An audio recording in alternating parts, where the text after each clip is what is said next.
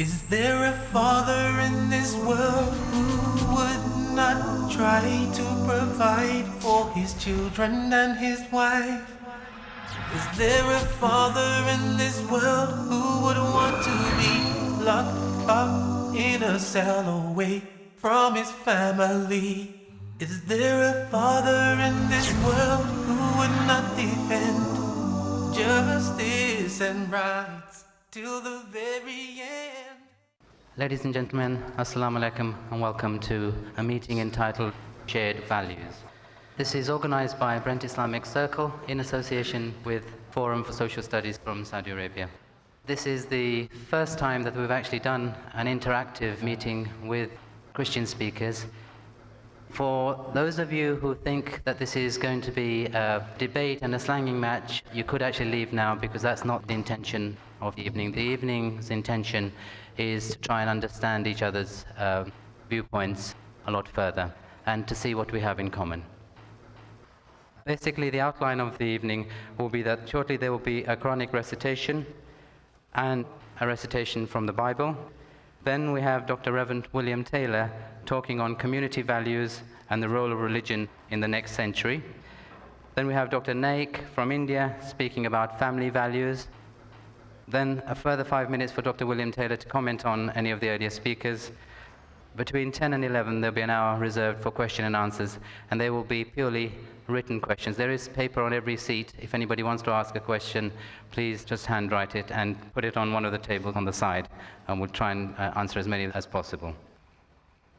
I'd like now to ask Brother Tayyib Sharif, who is an A-level student hoping to go to university this year, to do a Quranic recitation.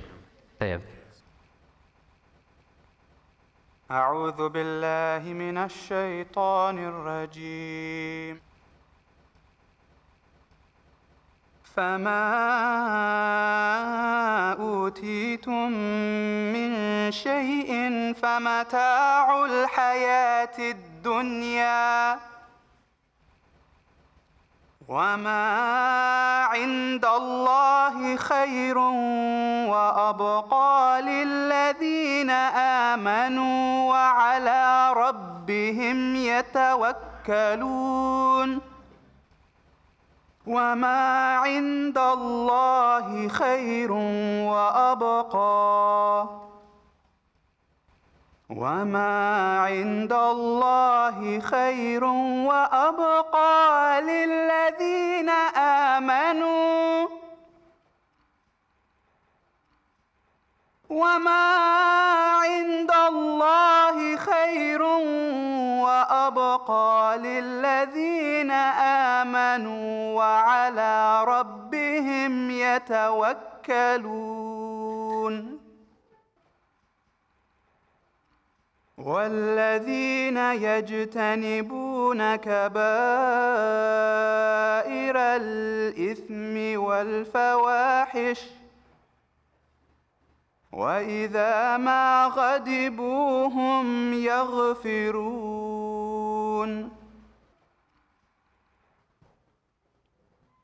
والذين استجابوا لربهم وأقاموا الصلاة وأمرهم شورى بينهم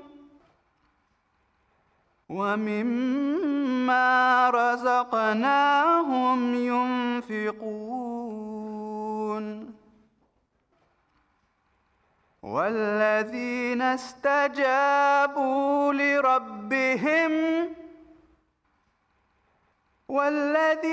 استجابوا لربهم وأقاموا الصلاة وأمرهم شورى بينهم ومما رزقناهم ينفقون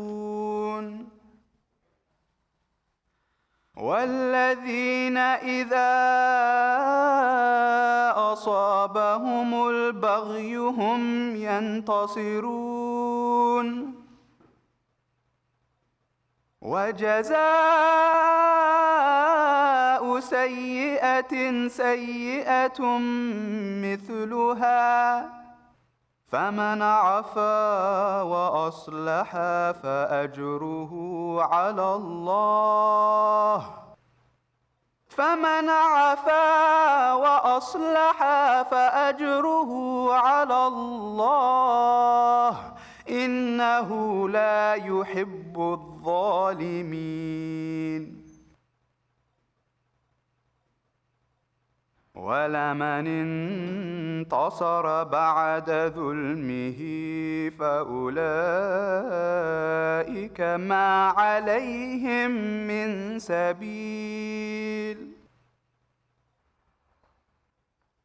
ولمن انتصر بعد ظلمه فأولئك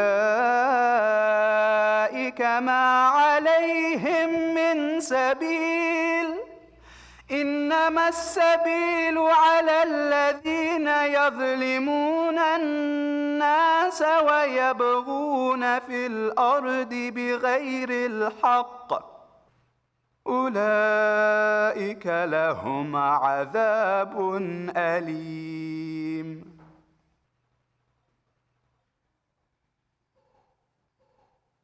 ولمن صبر وغفر إن ذلك لمن عزم الأمور ولمن صبر وغفر إن ذلك لمن عزم الأمور صدق الله العظيم. These are verses 36 to 42 of Surah number 42, Surah Shura. In the name of Allah, the most merciful, the giver of mercy. Whatever you are given here is but the enjoyment of this life. But that which is with Allah is better and more lasting. It is for those who believe and put their trust in their Lord, those who avoid the greater sins and indecencies, and when they are angry, even then forgive.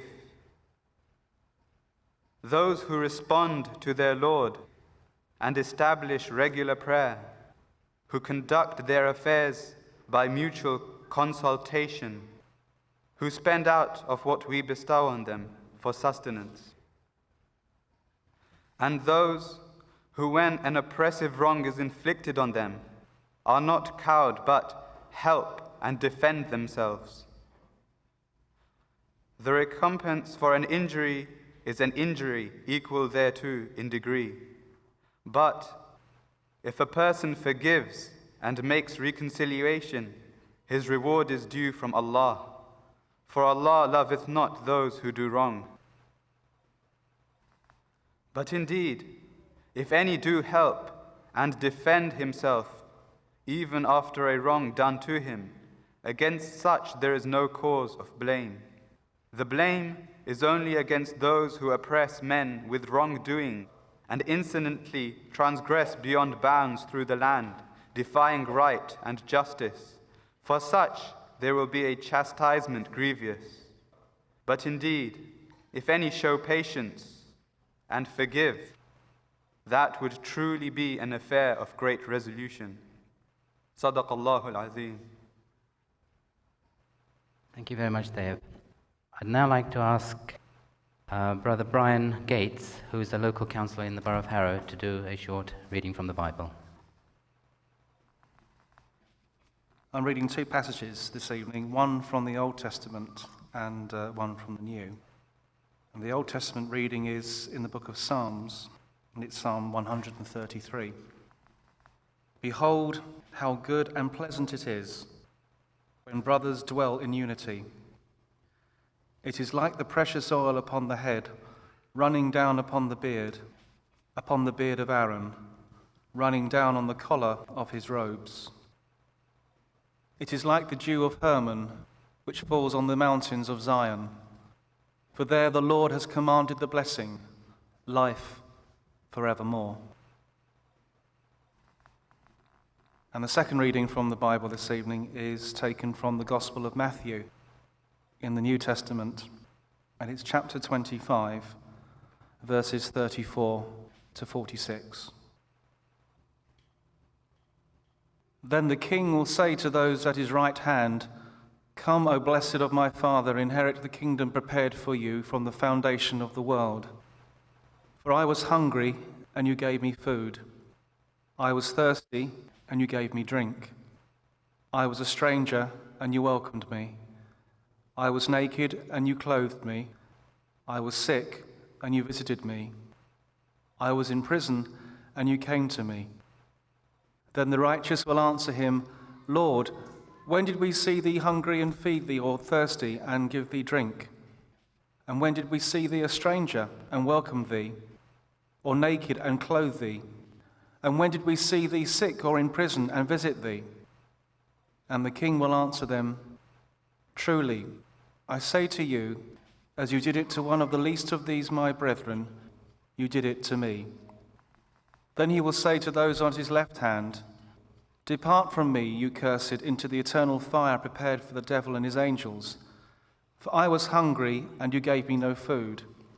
I was thirsty, and you gave me no drink. I was a stranger, and you did not welcome me, naked, and you did not clothe me, sick and in prison, and you did not visit me." Then they will also answer, "Lord, when did we see thee hungry or thirsty, or a stranger, or naked, or sick, or in prison, and did not minister to thee?" Then he will answer them, "Truly, I say to you, as you did it not to one of the least of these, you did it not to me."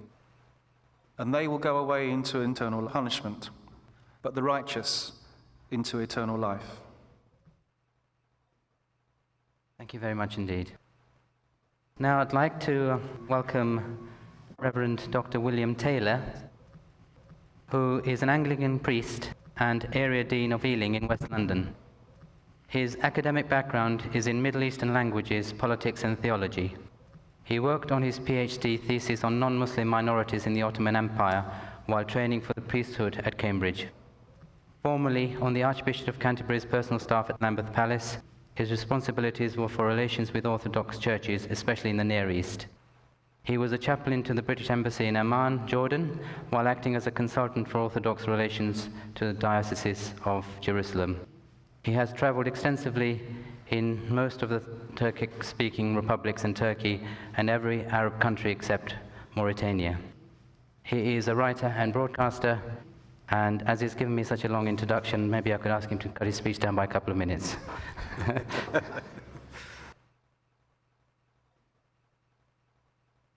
I'm very grateful for this opportunity to be with you this evening and to listen to views and to share my own based on my own experience of working with Islam in the Middle East and in this country. My subject is one which I believe is especially important at the moment to all societies, and particularly to those who are in a position to effect change within society.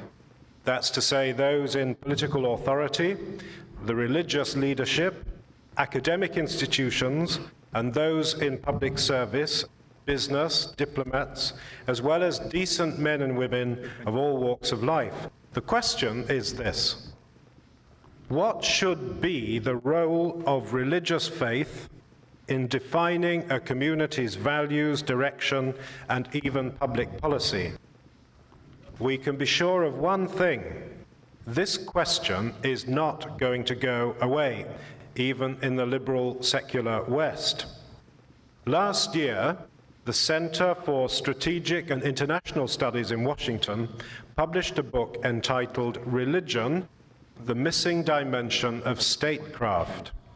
The whole thesis of this book is that public policy makers, especially in the West, have consistently underestimated the potency of religious faith in forming public policy.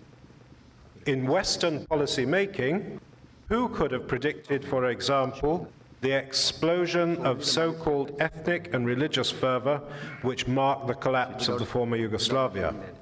In any case, Such foresight would, I believe, have demanded more historical education than our political classes have been known for.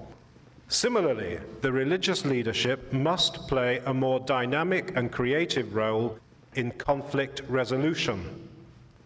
Now, in much of the world, we have underestimated for too long the ability of cultures and religions to create divisions. We have failed to grasp what that can mean, particularly for young people. Even more than ethnicity, religion discriminates sharply between people. For example, a person can be half French and half Arab, and simultaneously a citizen of two countries. It is more difficult to be half Catholic and half Muslim. One of the best-known Christian theologians, the German Roman Catholic theologian Hans Küng, gave a lecture in London last year entitled "Towards a Global Ethic." His thesis, and mine today, is that the search for peace between the world faiths is one of the most urgent tasks facing humankind. He said this, Hans Küng: "Without peace between the religions, war between the civilizations. No peace among the religions without dialogue between the religions. No dialogue between the religions without investigation of the foundations of the religions." I believe that analysis to be correct, and I want to give 4 pointers this evening, and I will be brief, which might be helpful to people of faith, in particular to Muslims and Christians. I do not believe that this is a specialist activity for academics and religious leaders, but needs to inform all aspects of private practice and public policy, especially in religiously plural societies such as our own. The 4 principles I want to suggest are these, and these are the 4 principles which the Archbishop of Canterbury used when he met the religious leadership in Al-Azhar in Egypt. And this is speaking especially in Christian relations with Islam. Firstly, friendship, not hostility. Secondly, understanding, not ignorance. Thirdly, reciprocity, not exclusivism. And fourthly, cooperation, not confrontation. And I'll briefly elaborate these headings. So firstly, friendship, not hostility. I choose to use the word friendship rather than the word tolerance. Tolerance, I believe, is often linguistically misused to mean an indifference towards those things we don't particularly care about. For example, I tolerate your smoking, but it really gets up my nose. True friendship is the context where differences can be held harmoniously and where mutually exclusive beliefs can be held without antagonism or hatred. Dr. Albert Hourani, a world-class scholar of the Arab and Muslim world, wrote this: "Nobody can write with meaning about the world of Islam if he does not bring into it some sense of a living relationship with those of whom he writes." Now, Hourani's description of a living relationship is vital in any dialogue, either between individuals or between institutional religions on a more formal level. This is not just an exchange of ideas, but is also much more simple in these terms, in exchange of hospitality and human kindness. In any case, the practice of hospitality is central to all the major world faiths. It certainly is to Islam, and has shaped many cultures, not least the kaleidoscope of cultures, which is modern multi-faith Britain. That's the first principle. Second one, understanding, not ignorance. I continue to find it extraordinary how ignorant people of faith are of each other, be they Muslim, Hindu, Sikh, Jew, Jain, or Christian. Yet ignorance is the most terrible of cultural diseases, for from it stem fear, misunderstanding, and intolerance.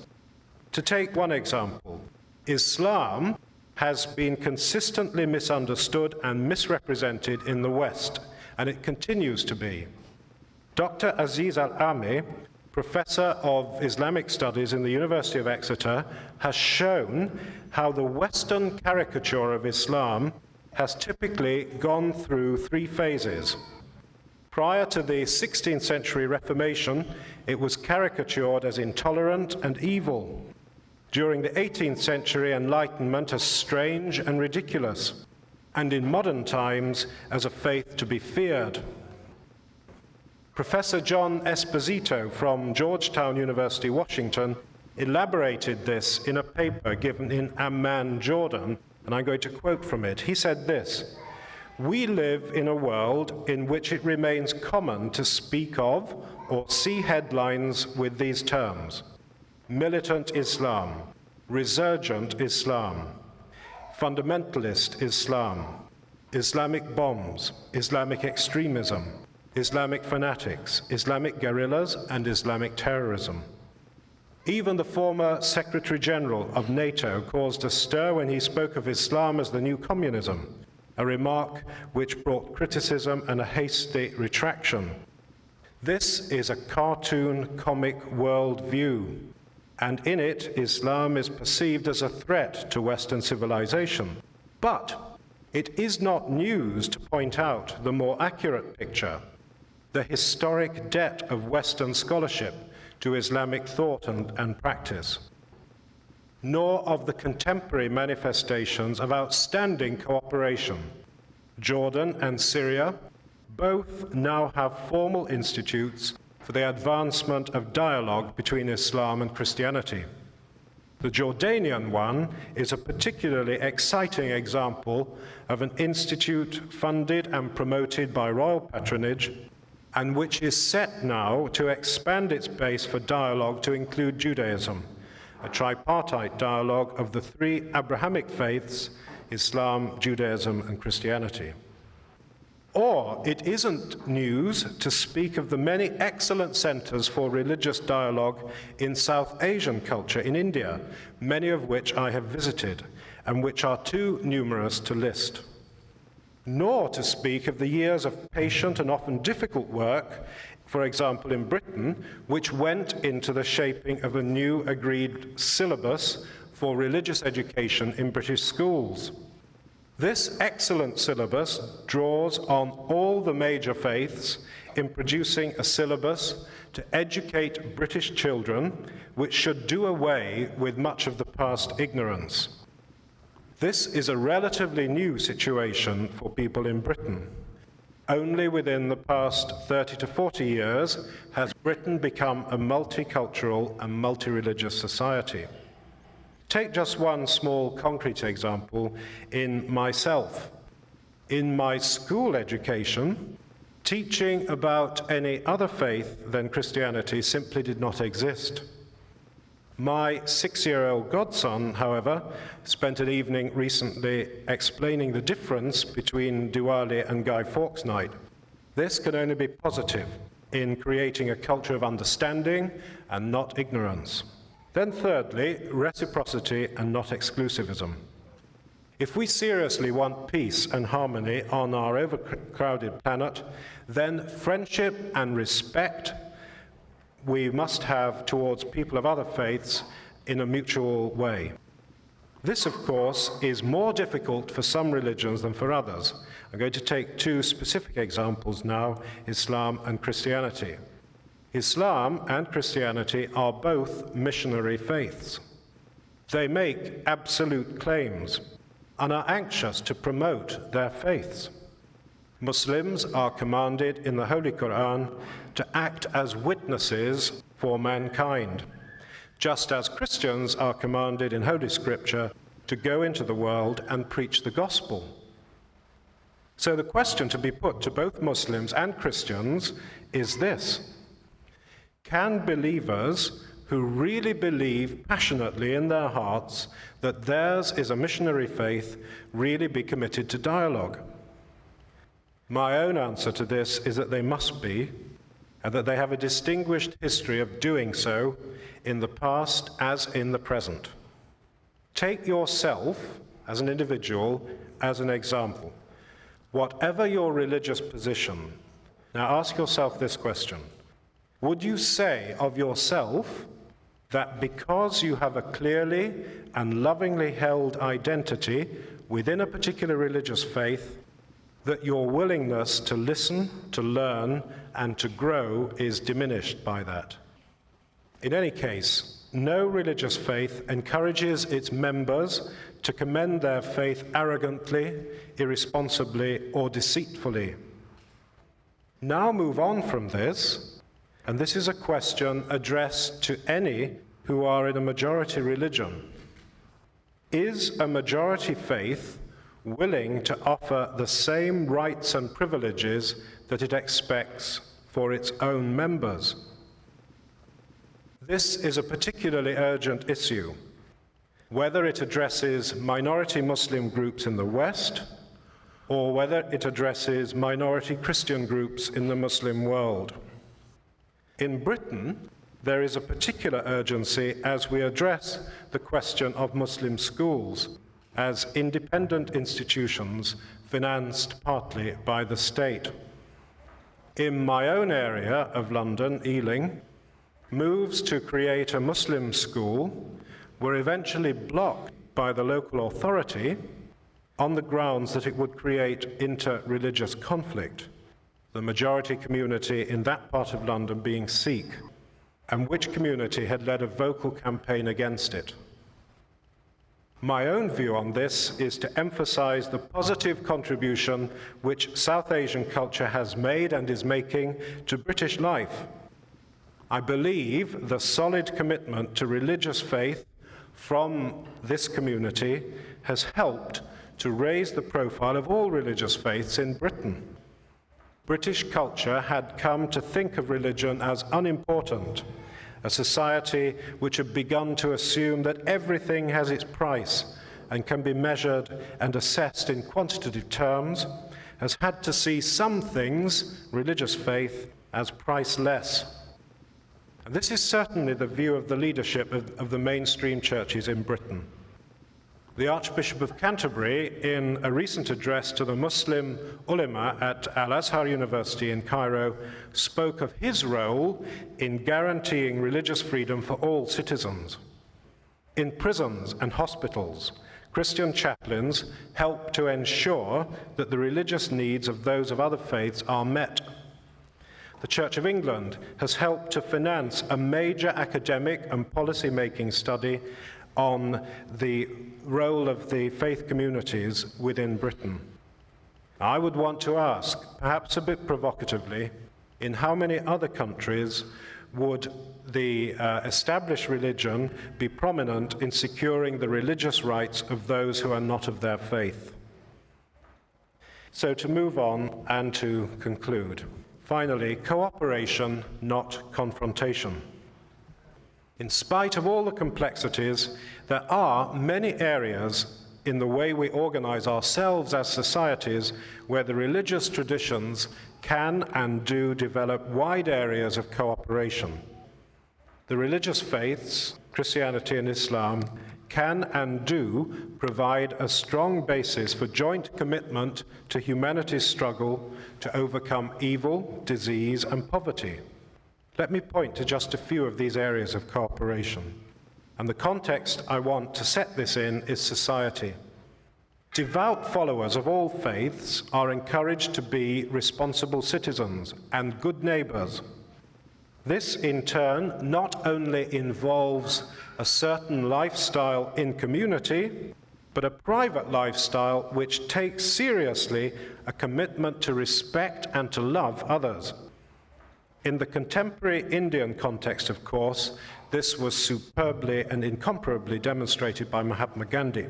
The commitment to moral values, the importance of the family, respect for a non-violent way of settling disputes, care for the poor and the underprivileged, and a sense of obligation and accountability to the one who judges all human life. Common religious faith would say that justice and integrity should be at the heart of society. Laws of society require a moral foundation. Experience shows that human beings cannot be improved by the imposition of law alone. This understanding affects our concepts of justice. It affects those who administer the law. It weighs in the balance those who rule. Justice must mean justice for all. So to conclude, we look for cooperation in working for peace based on tolerance and understanding. And this, of course, ties closely with work for peace in general, but is also much broader. Wherever we look in the world, xenophobia is an enemy to racial and religious harmony. Religion, when it is hijacked by extremists, will always do this. Work for tolerance is not accidental, but it needs to be sustained and vigorous. Violence is always violence, whatever the justification. Murder is always murder, especially when it is done in the name of God. So, to sum up, my argument is that religious faith is vital to the well-being and harmony of society, and it will continue to be so. And the Muslim community in Britain has a vital role in this, in challenging our secular society. There is no society which has survived without it.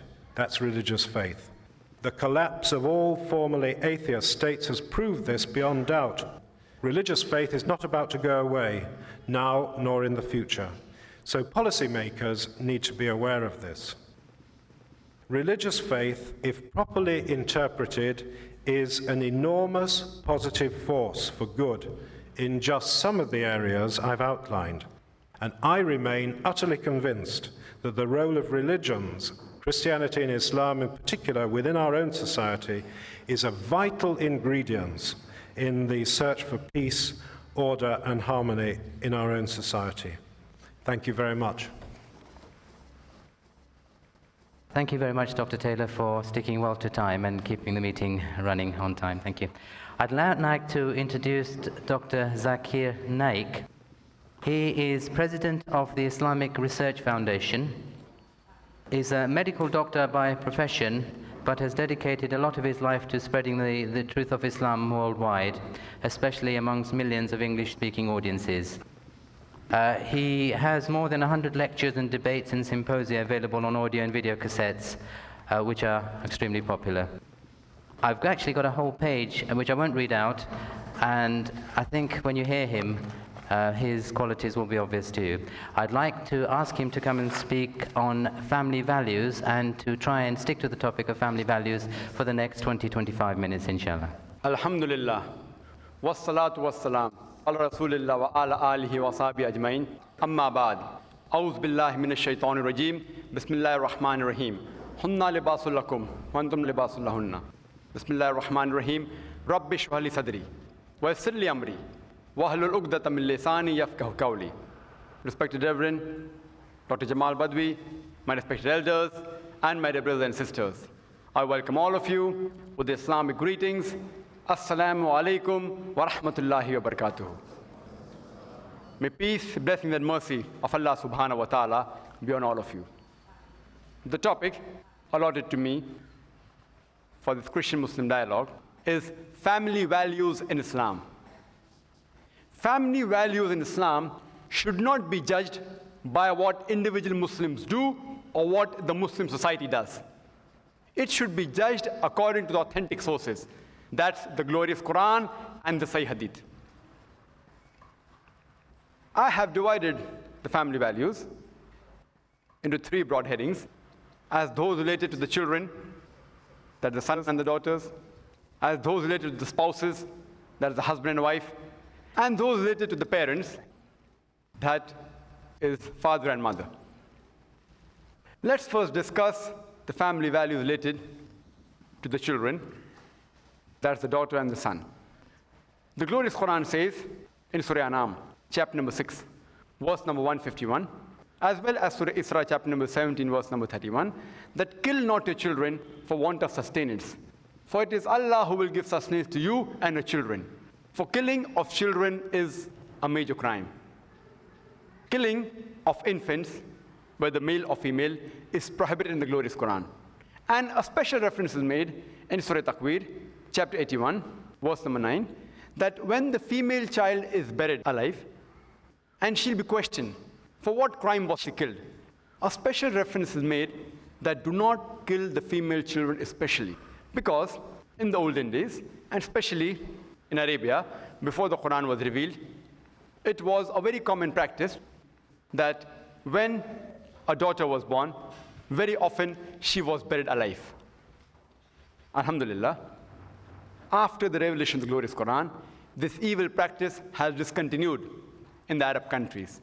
But yet, unfortunately, it does persist in countries where I come from, like India, and certain countries, mainly due to culture. And according to a survey done by Emily Buchanan on the BBC on the program Let Her Die, the topic was assignment, she said that every day in India, more than 3,000 fetuses are being aborted after they identified that they're females. Quran not only prohibits the killing of children, especially females, it even rebukes the thought of a person becoming sad at the news of the birth of female child.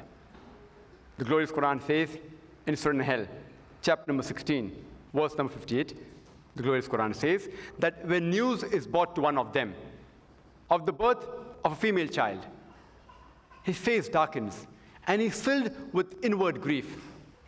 And he hides his face in shame from the people and thinks that should he let her live in contempt or should he bury her alive? Ah, what an evil choice. Quran rebukes the thought of a person becoming sad at the news of a female child. And our beloved Prophet said in Sahih Muslim, volume number 4, hadith number 6364, that the Prophet said that anyone who upbrings two daughters correctly with kindness and love till they mature, they will be as close to these two fingers on the day of judgment. And another hadith says that anyone who upbrings two daughters with love and compassion till they become mature, they shall enter heaven. Once there was a person who kissed his son and placed him on his lap in front of the Prophet. Prophet objected and said that he should have even kissed his daughter and placed her on the other lap. The first guidance given in the glorious Quran to the whole of humankind is in Surah Iqra or Surah Alaq, chapter 96, verse number 1 to 5. It says, Iqra bismi rabbika allazi khalaq. Khalaqal insana min alaq. Iqra wa rabbukal akram. Allazi allama bil kalam. Allama al insana ma lam ya'lam. Read, recite, or proclaim in the name of thy Lord who created the human beings from something which clings, a leech-like substance. Read, thy Lord is most bountiful, who taught men the use of the pen, who taught men that we did not know. The first guidance given to the humankind in the glorious Quran is to read. And the Prophet said that it is obligatory for every Muslim, man or woman, to acquire knowledge. And the Prophet told the parents that it is obligatory that they should educate the children, especially the daughters. Let's discuss the family values related with the spouses. That's the husband and wife. The glorious Quran refers to the woman as a muhsana. That's a fortress against the devil. Unlike other religions, many of which, who consider the woman as an instrument of the devil. And a good woman, she keeps the husband on the straight path, on the Sirat al-Mustaqim, and prevents him from going on the wrong track. Our beloved Prophet said, Muhammad Sallallahu Alaihi Wasallam, in Sahih Bukhari, volume number 7, in the book of Nikah, chapter number 3, hadith number 4, that, O young people, whoever has the means to get married should get married, for it will help you to lower your gaze and guard your modesty. In Islam, we are encouraged early marriage. If you have the means, you should get married earlier. And the glorious Quran says that if you don't have the means, keep yourself modest till Allah subhanahu wa ta'ala gives you the means. And our Prophet said, it's a hadith narrated by Anas, may Allah be pleased with him, that anyone who marries completes half his deen, half his religion. So once during question and answer time, somebody asked me, that does it mean that if I marry twice, I complete my full deen, my full religion? What did the Prophet mean that marriage completes half your deen? What the Prophet meant was, marriage prevents you from promiscuity, from fornication, from homosexuality, which are half the evil in the society. Only if you marry do you have an opportunity to be a husband or a wife. Only if you marry do you have an opportunity to be a father or a mother, which are very important duties in Islam.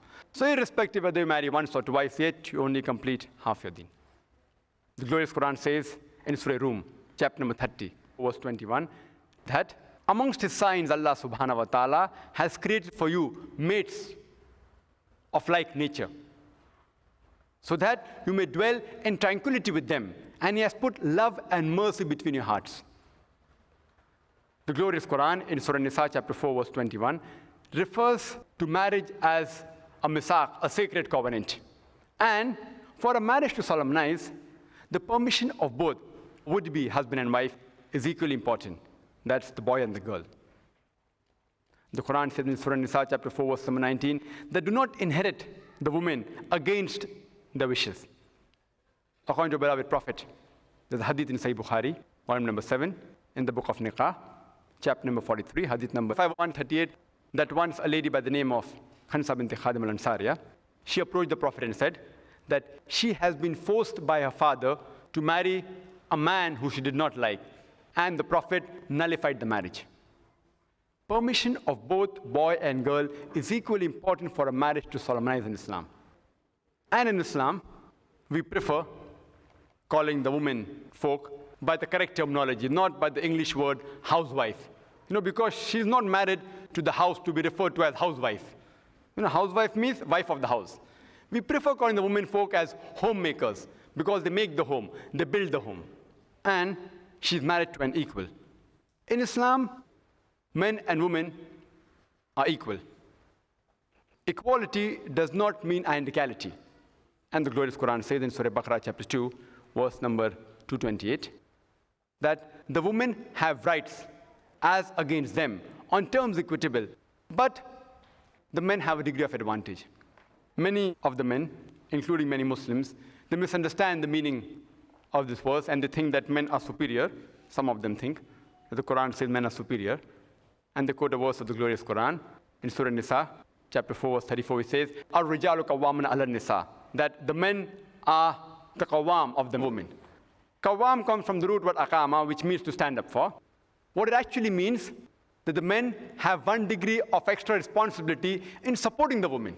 They don't have 1 degree extra superiority in bossing over the woman. They have 1 degree additional responsibility in supporting the woman. Because the verse continues that Allah subhanahu wa ta'ala has given one more strength than the other. And the glorious Quran says in Surah Nisa, chapter number 4, verse number 19, that treat your wives on footing of equity and kindness. And I started my talk by quoting a verse from the glorious Quran, from Surah Baqarah, chapter number 2, verse number 187, which says, Hunna libasul lakum, wa antum libasul lahunna, that they are your garments and you are their garments. The roles of husband and wife in a family are that like garments. Garments are used to conceal. Husband and wife should conceal each other's faults. They are used for protecting. They should protect each other. They're used for beautification. Husband and wife should beautify one another. It's a role of a hand and glove. And in Islam, the men are supposed to be the bread earner in Islam, in the family life in Islam. A woman, she need not earn her living. Before she's married, it's the duty of the father and the brother. And after she's married, it is the duty of the husband and the son to look after her boarding, clothing, lodging, and all financial aspects. She need not work for a living.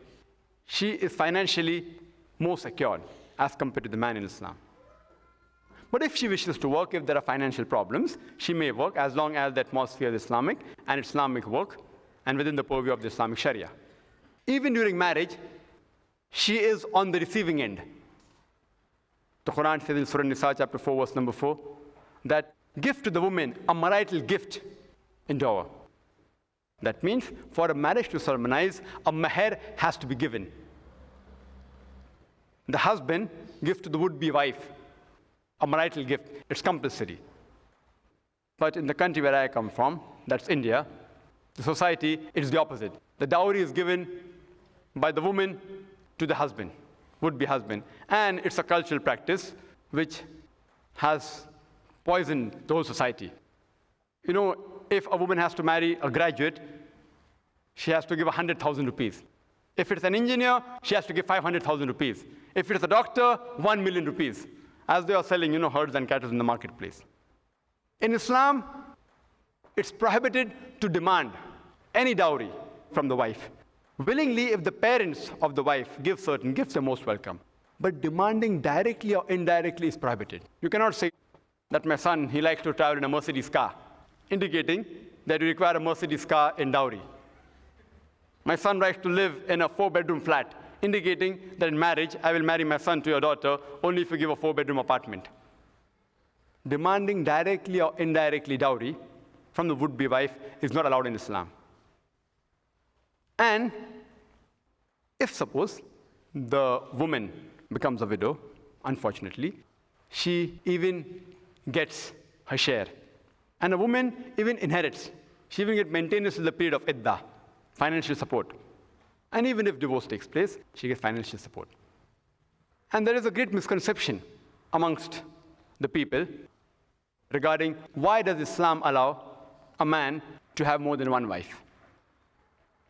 Time doesn't permit us to go into the details of why it allows, but just in brief, I'd like to say that in fact, all the religions, if you read the scriptures, they did give permission for the men to marry as many wives as they wanted. No religious scripture that I know of tells a man to marry one except the glorious Qur'an. In fact, if you read the Hindu scriptures, they gave permission to as many as you want. It's later on that the Hindu priests or the Indian law restricted the marriage for a Hindu man to only one wife. Even the Old Testament, even the Bible, if you read the first Kings, chapter number 11, verse number 3, Solomon had 700 wives. Abraham had 3 wives. It's later on that the rabbi and the church put a restriction. Islam says in Surah Nisa, chapter 4, verse number 3, that marry women of a choice in 2s, 3s, or 4s, but if you can't do justice, marry only one. And the reasons, if people want, they can ask me the question and answer time. But it is for the modesty of the woman that a man is allowed to marry more than one wife. It's not a fard. It's not compulsory that a man should marry. Some people think it's farz. Neither is it that you'll get more blessings if you marry more than one wife. It's optional. It's optional. But if you marry, the criteria is you should do justice. If you don't do justice, you are in trouble. That divorce should never be given under normal circumstances. It is as a last resort. If the husband and wife cannot get along, as a last resort. Under normal circumstances, you should avoid it to the best ability you can, as a last resort. And in some societies, you can give divorce. In some societies, you can't. Some religions give permission, while the others don't. Some have certain restrictions. The Bible says in the Gospel of Matthew, chapter number 5, verse number 31, 32, that it has been said of the old times that whosoever putteth a woman away, putteth a wife away, you should give a bill of divorce. That was the law of Moses, peace be upon him. That if you want to give a divorce, give a bill of divorce. But Jesus, peace be upon him, said, but I say unto you, that whosoever putteth away his wife, except for fornication, he asks her to commit adultery.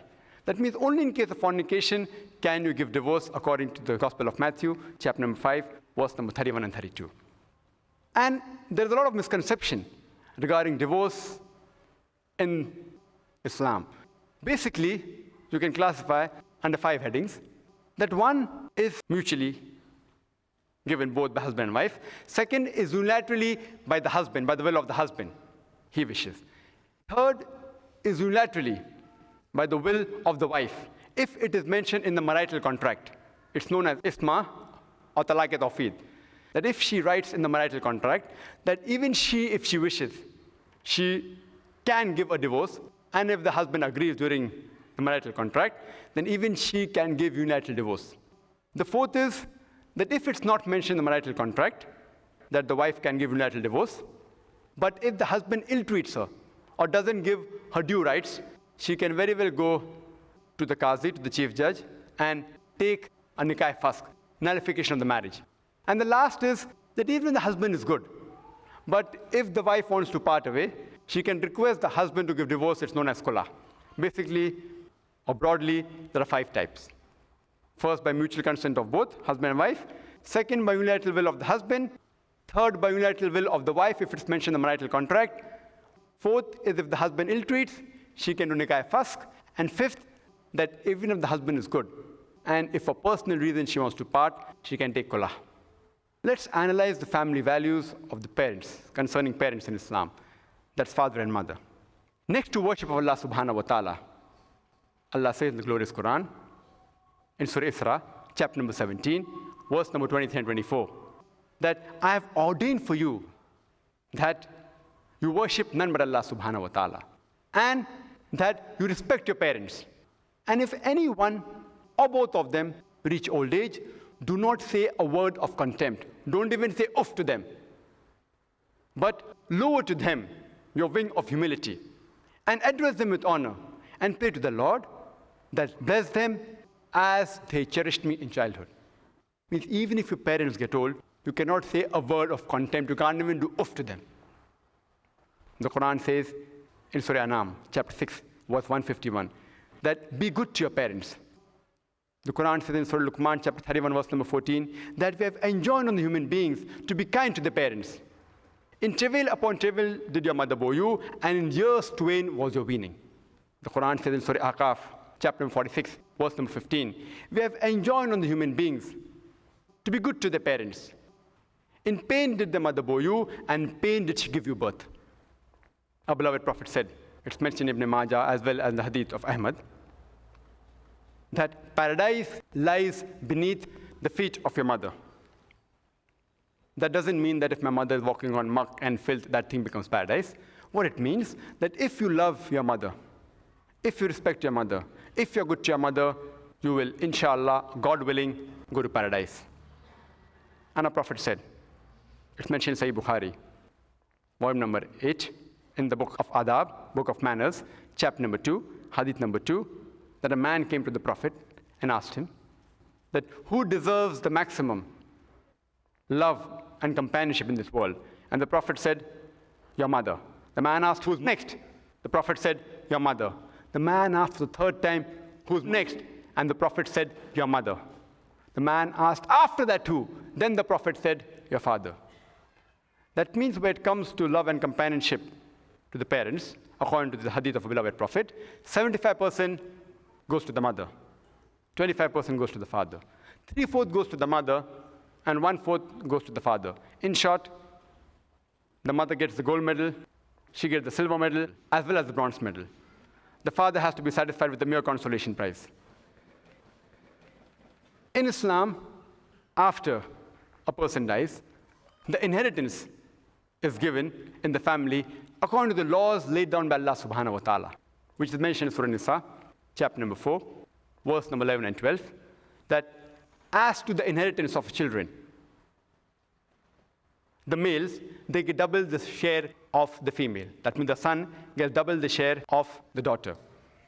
If only one daughter, she gets half. If 2 or more, they share in a 2/3. As to the parents, each get 1/6. If no children, then the mother gets 1/3 after paying off the debts. Verse number 12 of Surah Nisa says, as in what your wives leave for you, you get a half if there are no children. You get a quarter if there are children. As for what you leave for your wives get 1/4 if there are no children, and 1/8 if there are children. And there are people who take objection that, why do the women always inherit half the share of the men in the family? That's not always true, as I mentioned. Where it comes to parents, both get equal if there are children. And if there are no children, and if suppose there is a lady who dies and she has no children, then the husband gets half, the father gets 1/6, and the mother gets 1/3. That means the mother inherits double than that of the father. The mother inherits double than that of the father. So there are cases in which women do get double also, but I do agree in most of the cases they get half. And the reason is that since the financial burden is laid on the shoulder of the man in Islam, Almighty God does not want to put an extra burden on the male. For example, if after giving the shares of a person who has died, a person dies, and after giving the shares to all the relatives, suppose 150,000 pounds are remaining for the children. and he has one son and one daughter. The son will get 100,000 pounds, and the daughter will get 50,000 pounds. But would you prefer inheriting 100,000 pounds and spending maybe 80 or 90,000 pounds on your family and on your relatives, or would you prefer inheriting 50,000 pounds and keeping all for yourself? You need not even spend a single pound on your clothing. That's the duty of the man in the family. So, but naturally, even in inheritance, the woman actually, overall, is on a much better level. I would like to end my talk by giving the quotation of the glorious Qur'an from Surah Nisa, chapter number 4, verse number 135, that, Ya ayyuhallazina amanu, oh you believe, stand out firmly for justice. Stand out firmly for justice as witness to Allah subhanahu wa ta'ala, even if it be against yourself, against your parents, against your relatives, against your kith and kin, or rich and poor, for Allah protects all. Where it comes to giving witness to Allah subhanahu wa ta'ala, obedience to Allah subhanahu wa ta'ala, He's on the highest level. Even if it has to go against yourself, you should go. Even against your parents, against your relatives, because worship of Allah subhanahu wa ta'ala is the highest in Islam. Wa akhiru da'wana, alhamdulillah rabbil alameen. Thank you very much indeed, Dr. Naik. As I said, I've not heard him before, but I'll certainly look out for his tapes and look into his talks a bit further. Thank you very much indeed. Just a few logistical points. The question and answer session, we've actually scheduled to start at 10 o'clock, but the way things are going, we may actually be able to start a bit earlier than that, in which case we'll finish a bit earlier. There will be no questions from the floor. Questions have to be written. So anybody, if you want to, there's paper on all the seats. If you want to submit some questions, there are some brothers from the young Muslims who will be wandering up and down the sides of the hall. If you could just pass them to them, and we'll select the questions that we'll try and answer later on. Now I'd like to ask William Taylor to come and give his comments. Thank you.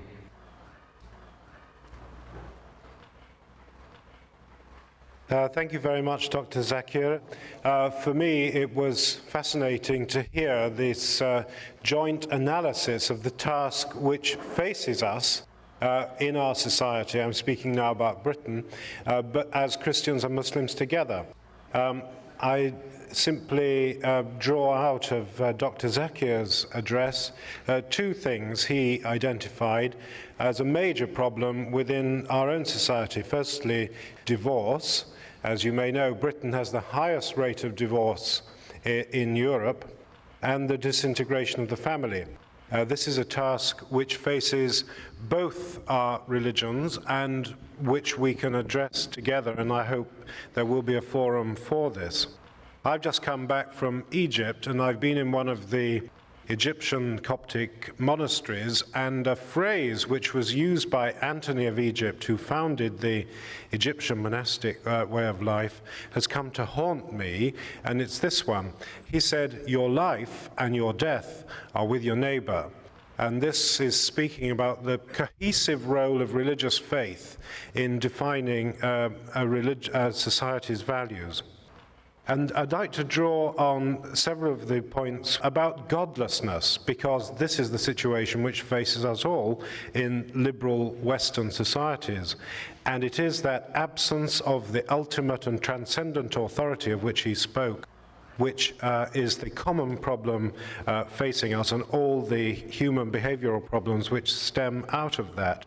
And submission, with the fruits he drew, are common to all of us. And I do hope that the common analysis of the, as it were, societal failure which faces us will be a cause for cooperation between our two faiths in the future. And especially that analysis of the pre-Islamic society in Arabia, with its senseless violence and lack of meaning and so on, as startling parallels with our own times. So thank you very much for both those analyses. Thank you. Fine, thank you very much. Just a reminder, if you want to ask any questions, please write them down and pass them along to any of the brothers walking along the sides, and then we'll try and answer as many of those as possible. Can I ask Reverend Taylor actually to start, because he actually needs to get away. So perhaps if we can get him to come, he's got the questions in front of him, so try and answer as many as he can in the next 10 minutes or so. It's just that he needs to get away. Okay? Well, thank you very much, whoever sent me the 3 questions on homosexuality. I'd like to approach this subject by speaking about the biblical view and the view in Christian tradition of sexual activity, because sexual activity in the view of the Bible and the Christian tradition is reserved for the married state. That's the first thing to make very clear, that sexual activity is to be confined within marriage.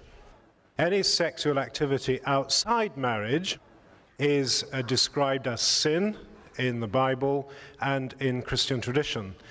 So I would put homosexuality, the Christian tradition puts homosexuality firmly in that context as sexual activity outside marriage, and is described in the biblical and Christian tradition as a sin. Next question is, does the Bible prophesy the advent of Prophet Muhammad, peace be upon him? The answer is that's a very difficult question to answer, and it's not clear.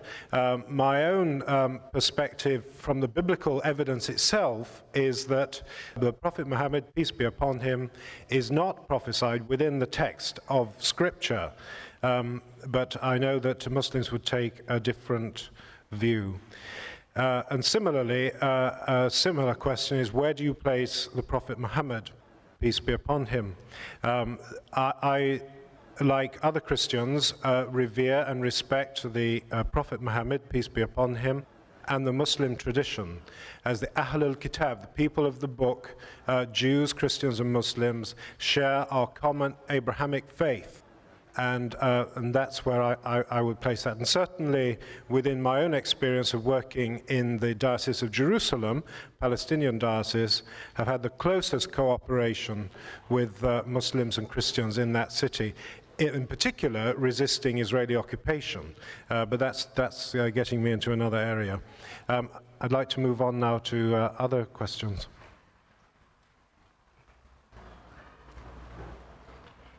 What is the status and position of Jesus in Islam and in Christianity? Islam is the only non-Christian faith which makes an article of faith to believe in Jesus, peace be upon him. No Muslim is a Muslim if he does not believe in Jesus, peace be upon him. We believe that he was one of the mightiest messengers of Allah subhanahu wa ta'ala. We believe that he was born miraculously without any male intervention. We believe that he gave life to the dead with God's permission. We believe that he healed those born blind and lepers with God's permission. The Muslims and Christians, we are going together. But there are parting of ways. There are many of our Christian brothers and sisters who say that Jesus, peace be upon him, he claimed divinity. He claimed that he was God. In fact, if you read the Bible, there is no unequivocal statement in the complete Bible where Jesus, peace be upon him, himself says that I'm God, or where he says, worship me. There is not a single unequivocal statement in the complete Bible where Jesus, peace be upon him, himself says he's God, or where he says, worship me. In fact, if you read the Bible, Jesus, peace be upon him, himself says, it's mentioned in the Gospel of John, chapter number 14, verse number 28, my Father is greater than I. In the Gospel of John, chapter number 10, verse number 29, my Father is greater than all. In the Gospel of Matthew, chapter number 12, verse number 28, I cast out devils with the Spirit of God. Gospel of Luke, chapter number 11, verse number 20. I, with the finger of God, cast out devils. Gospel of John, chapter number 5, verse number 30. I can of my own self do nothing. As I hear, I judge. And my judgment is just. For I seek not my will, but the will of my Father. Not my will, but the will of Almighty God. If you translate into Arabic, it's Islam. And anyone who says, not my will, but God's will, he's a Muslim. As the Qur'an says in Surah Al-Imran, chapter 3, verse 52, that Isa alayhi salam was a Muslim. He never said he was God. In fact, he said he was sent by God. He said in Gospel of John, chapter number 14, verse number 24, the words you hear are not mine, but my Father's who has sent me. Gospel of John, chapter number 17, verse number 3. This is life eternal, so that you may believe in one true God and Jesus Christ whom thou hast sent. Mention the Gospel of Acts, chapter number 2, verse number 22, that hear, O Israel, Jesus of Nazareth, a man approved of God amongst you by wonders and miracles which God did by him, and you were witness to it. He never claimed divinity. Bible says, a man approved of God by wonders and miracles which God did by him. And when you are asked the question, which is the first of the commandment, Jesus, peace be upon him, said in the Gospel of Mark, chapter number 12, verse 29 in Hebrew, Shama Israelo, Adnai Hayno Adnai Chad, that hear, O Israel, the God, our Lord, is one God. Dr. Zakir Naik, can you compare the dress code hijab between Islam and Christianity? Regarding the hijab of Islam, people talk about hijab for women, but Allah subhanahu wa ta'ala in the glorious Qur'an first speaks about the hijab for man. It's mentioned in Surah Nur, chapter 24, verse number 30, that say to the believing man that he should lower his gaze and guard his modesty. Moment he looks at a woman and any brazen thought comes in his mind, he should lower his gaze.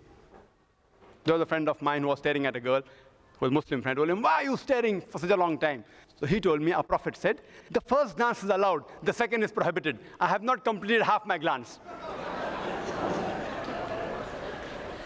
What did the Prophet mean the first glance allowed? What he meant, that if you unknowingly, unintentionally look at a woman, don't intentionally look at her again. That doesn't mean you can look at a woman for 10 minutes without blinking and saying, I have not completed my glance.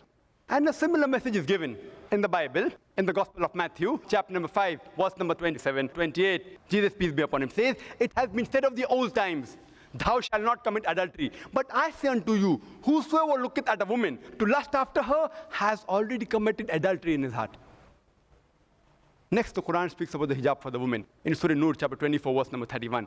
That say to the believing woman that she should lower her gaze and guard her modesty, and draw her veil over the bosom, and display not her beauty except what appears ordinarily of, except in front of her husband, her father, her sons, and a big list of mahram, the close relatives, is given. And there are basically 6 criteria for hijab. The first is, for the man, navel to the knee is extent. For the woman, the complete body should be covered. The only part that can be seen are the face and the hands up to the wrist. Second, and the remaining 5 are the same for the men and women. Second is, the clothes they wear should not be so tight that it reveals the figure.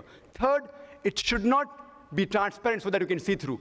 Fourth, it should not be glamorous where it attracts the opposite sex. Fifth, it should not resemble that of the opposite sex. And last, it should not resemble that of the unbeliever. And the reason for hijab is given in Surah Azab, chapter 33, verse 59, that, O Prophet, tell your wives and the believing women that when they go abroad, they should put on the cloak so that they shall be recognized. And it will prevent them from being molested. Hijab has been prescribed for the women so that it will prevent them from being molested. Suppose there are 2 twin sisters who are equally beautiful who are walking down the streets of London. One is wearing the Islamic hijab, complete body covered, except the face and the hands up to the wrist. And the other twin sisters wearing the skirt or the short mini, the Western clothes. And they're walking down the streets together, and around the corner, there is a hooligan. There's a ruffian waiting for a catch. Which girl will he tease? Will he tease the girl wearing the Islamic hijab, or will he tease the girl wearing the skirt or the mini? Which girl will he tease? The girl wearing the skirt or mini. It's but natural. Quran rightly says hijab has been prescribed to prevent the woman from being molested. And a similar message is given in the Bible. If you read in the book of Deuteronomy, chapter number 22, verse number 5, the woman shall not wear clothes that which pertain to a man, and a man shall not wear clothes that which pertain to a woman.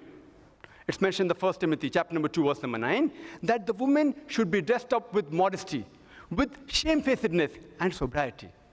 They should not wear costly array and braided hair of gold, and they should not wear expensive array.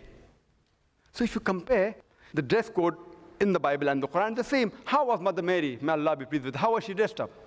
If you've seen a photograph, just like how Muslim women should be dressed up. So if you read the scriptures, not going on what the followers do, if you read the scripture, the dress code of Islam and Christianity is the same. Is not Islam ruthless as it has permitted chopping of hands for theft, whereas Christianity is a religion of love and mercy? And there is a reference to the Quran of this, what the brother is referring to, that there's a quotation in Surah Ma'idah, chapter number 5, verse number 30, which says that as to the thief, be it a man or a woman, chop off his or her hand as a punishment from Allah subhanahu wa ta'ala. In Islam, there is a philosophy that we should not rob. Same as then Christianity. But Islam, besides telling not to rob, it shows you a way how to achieve that state in which people will not rob. Islam has a system of zakat, that's every rich person who has a saving of more than the nisab level, he or she should give 2.5% of that saving every lunar year in charity. And it's the duty of the state to look after the people that they are properly fed, etc. And if after that anyone robs, the Islamic Sharia says, Quran, Surah Ma'idah, chapter 5, verse number 38, that as to the thief, be it a man or a woman, chop off his or her hand as a punishment from Allah subhanahu wa ta'ala. People may say, it's a ruthless law, it's a merciless law. I'm asking the question that today America, which happens to be one of the most advanced countries in the world, unfortunately, also has one of the highest rates of crime. If you implement the Islamic Sharia in America, that every man, he should give zakat, who's rich, 2.5% of his excess saving in charity, and the state should look after the people. And after that, if anyone robs, chop off his or her hand as a punishment. I'm asking the question, will the rate of robbery, will it increase? Will it remain the same, or will it decrease in America? What will happen? It will decrease. It's a practical law. You implement the Sharia.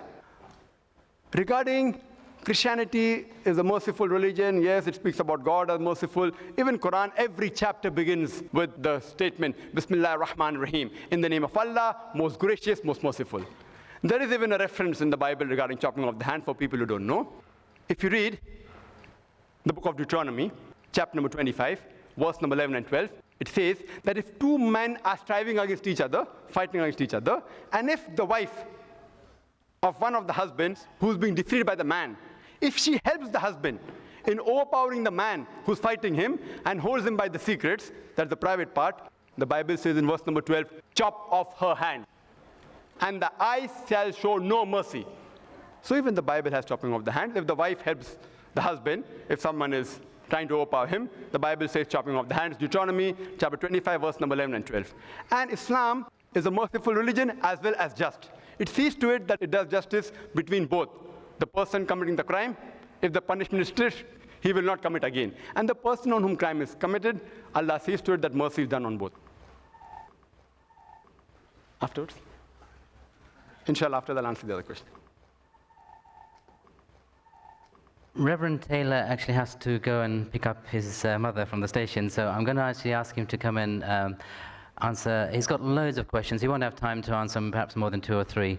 And then I'd like to thank him very much for coming and helping us at this meeting. Thank you indeed, Reverend. Well, I think doing my duty as a son, I have to collect my mother from Euston Station, which should take me straight to paradise as I'm looking after my mother. Family values. Thank you to all of you who've sent questions to me. They're all very important questions. I wish I had the time to answer them all, but I'm going to focus on 3 of them because they deal with different areas.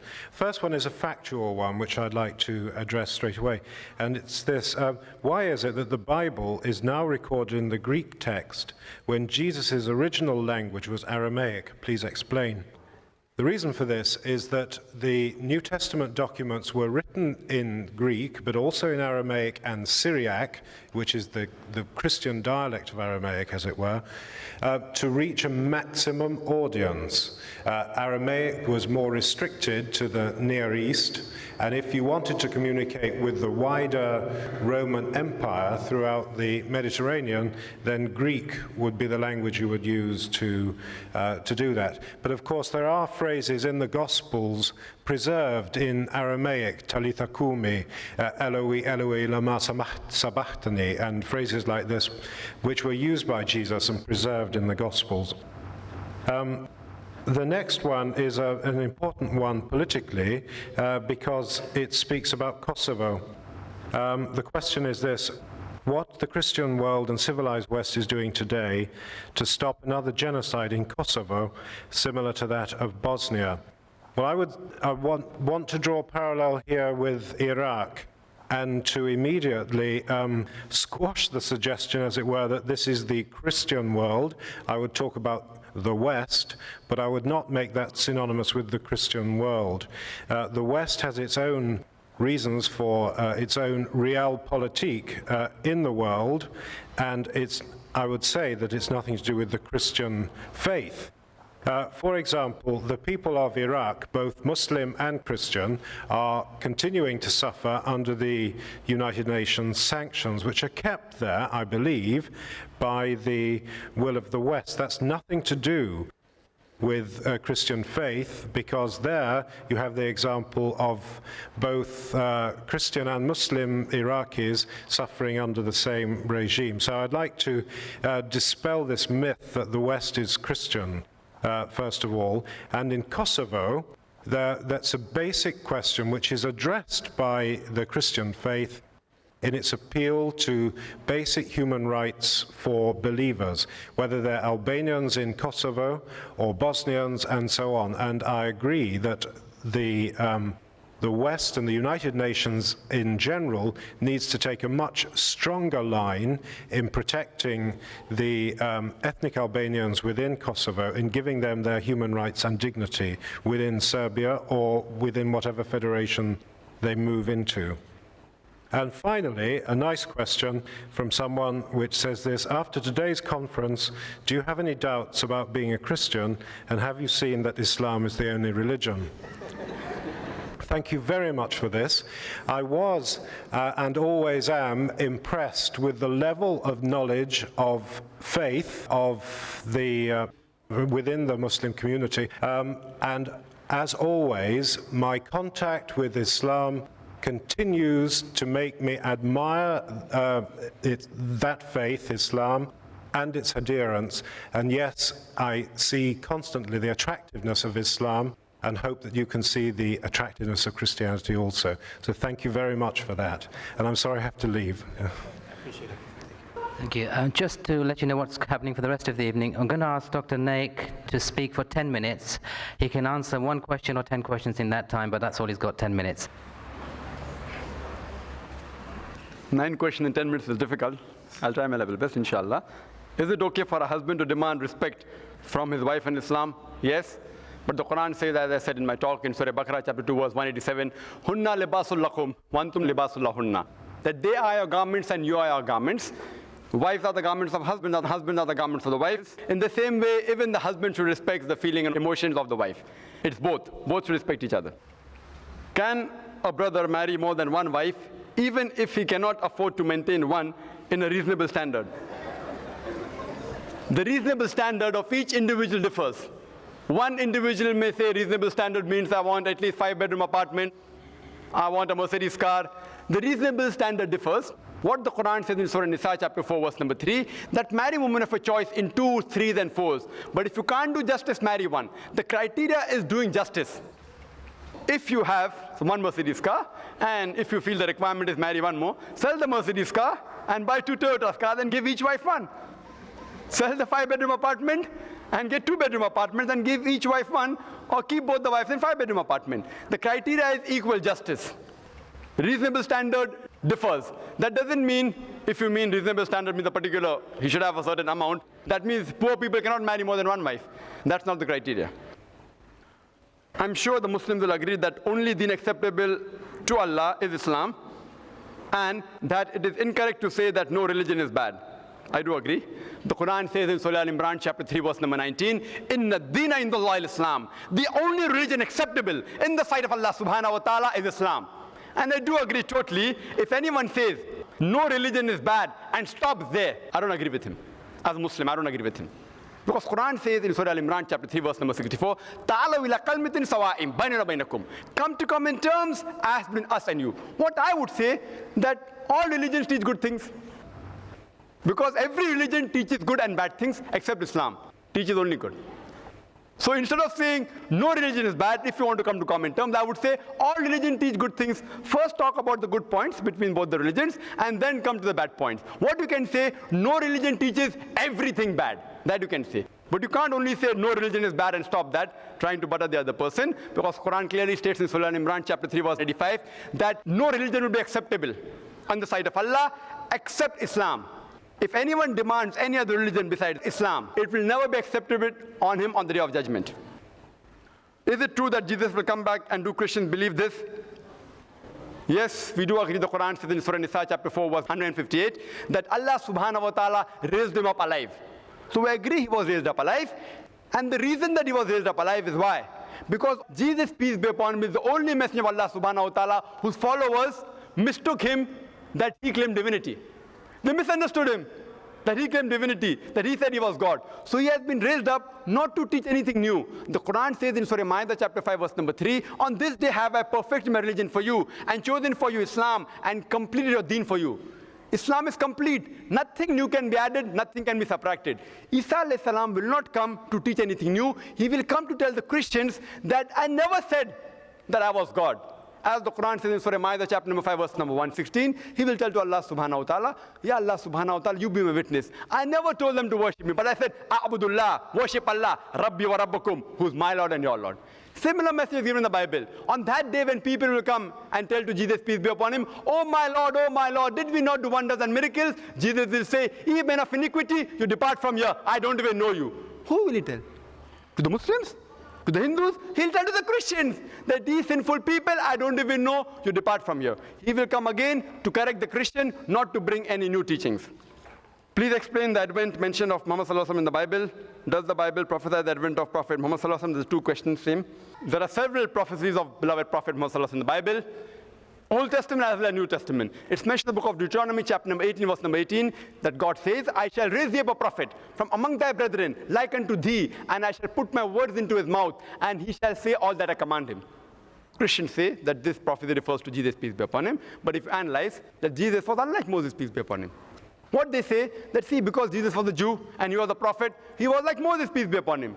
If these two are the only criteria to fulfill the prophecy, then all the prophets mentioned in the Bible after Moses, peace be upon him, Solomon, Ezekiel, Isaiah, Daniel, Hosea, John, all of them fulfilled the prophecy because they were Jew and they were prophets of God. If you analyze this prophecy, fits no one but a beloved Prophet Muhammad Sallallahu Alaihi Wasallam, because both Moses and Muhammad, peace be upon him, they had a natural birth, unlike Jesus, peace be upon him. Muhammad and Moses, peace be upon them, both, they were married, their children. Jesus, peace be upon him, did not have. Both of them, they died a natural death. Jesus, peace be upon him, he didn't die a natural death. According to the Qur'an, he was raised up alive, according to the Bible. But the false reading of Christian, they say that he was put on the cross. And there are more similarities between Muhammad Sallallahu Alaihi Wasallam and Musa Alayhi Salam than Isa Alayhi Salam and Muhammad Sallallahu Alaihi Wasallam. Further it says, from among their brethren, and we know that the Arabs are brethren of the Jews. Again, if you read the book of Isaiah, chapter number 12, verse number 29, it says that a prophet shall come who's not learned, and it will be said to him, pray, read this, and he will say, I am not learned. When the first revelation came to our beloved prophet Iqra, Surah Iqra, chapter 96, verse number 1, when Archangel Gabriel said, Iqra, our prophet said, Ma ana biqari, I am not learned. Exactly befitting the prophecy. Even the name of the prophet is mentioned in the Old Testament in the Song of Solomon, chapter number 5, verse number 16. In Hebrew it is said, Hikkum amitakim vi kulli Muhammadim, Zaydudi wa Zairai baina Jerusalem. Muhammadim, im is added for respect in the Semitic languages, in the Hebrew language. Muhammad, im, Muhammadim. Im is respect, it's actually Muhammad. With respect, im, it's called Muhammadin. But the translate as, his mouth is more sweet, he's altogether lovely. He is my beloved, he is my friend, O daughters of Jerusalem. But the original manuscript contained the word of Muhammad in the Old Testament. In the New Testament, if you refer to the Gospel of John, chapter number 14, verse number 16, Gospel of John, chapter number 15, verse number 26, it says about the coming of the beloved prophet as a comforter. It says in the Gospel of John, chapter number 16, verse number 7, that nevertheless, I tell you the truth, it is expedient for you that I go away. For if I go not away, the comforter shall not come. For if I depart, shall I send him. The Christians say that this comforter is the Holy Spirit. But the criteria here is that the comforter shall come only if Jesus Christ, peace be upon him, departs. I knew that the Holy Spirit was already there in Elizabeth. It was there when Jesus Christ, peace be upon him, was born, when he was being baptized. So this prophecy cannot refer to the Holy Spirit. It refers to our beloved Prophet Muhammad Sallallahu Alaihi Wasallam. Further, if you read in the Gospel of John, chapter number 16, verse number 12 to 14, it says, I have many things to say unto you, but ye cannot bear them now. For he, when the Spirit of truth shall come, he shall guide you to all truths. All the prophets prophesied the coming of another prophet, and the last and final messenger, Prophet Muhammad, peace be upon him, except the last and final messenger. And I have given a talk on Muhammad Sallallahu Alaihi Wasallam, the various world religious scriptures, in Hindu scriptures, Buddhist scriptures, and Parsi scriptures, Jewish scriptures, Christian scriptures. You can refer to the cassette for details. Is temporary marriage allowed in Islam? Please, I know Muslims who believe in it, explain.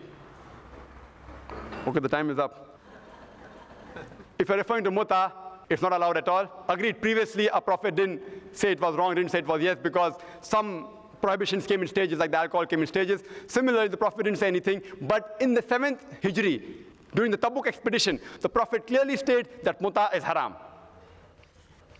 The other question is time permits, inshallah.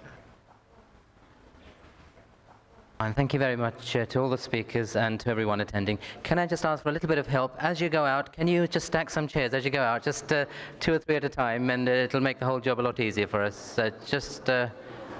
Thanks very much indeed. Is there a father in this world who would not try to provide for his children and his wife? Is there a father in this world who would want to be locked up in a cell away from his family? Is there a father in this world who would not defend justice and rights till the very end?